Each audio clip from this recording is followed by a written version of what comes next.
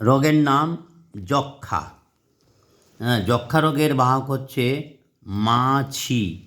যক্ষ্মা রোগের জীবাণুর নাম হচ্ছে মাইকোব্যাকটেরিয়াম টিউবারকিউলোসিস।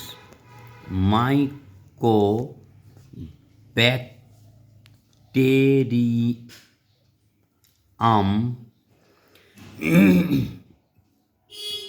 টিউবারকিউলোসিস।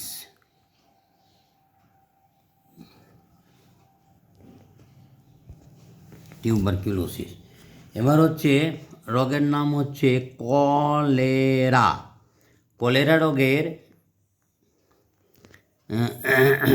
জীবাণুর নাম হচ্ছে ভিব্রিও কলেরি। ভিব্রিও কোলেরি। ভিব্রিও কোলেরি রোগের প্রকৃতি হচ্ছে ব্যাকটেরিয়া। হ্যাঁ, কলেরা রোগ ব্যাকটেরিয়া ঘটিত।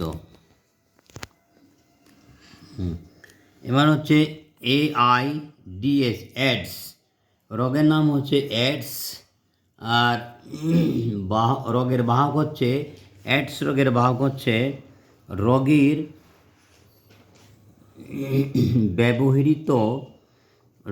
ব্যবহৃত সিরিঞ্জ,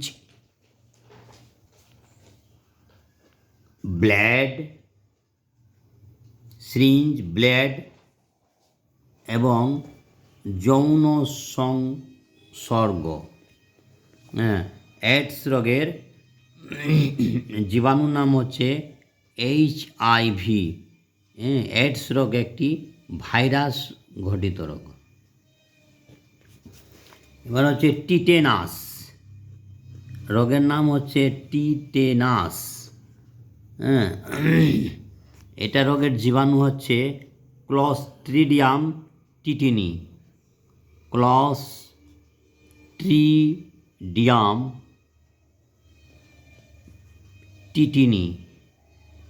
টিটেনি।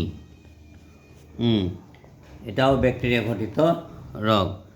তাহলে আমরা এখানে পেলাম যক্ষ্মা রোগের বাহক হচ্ছে মাছি, মাইকোব্যাকটেরিয়াম টিউবারকিউলোসিস।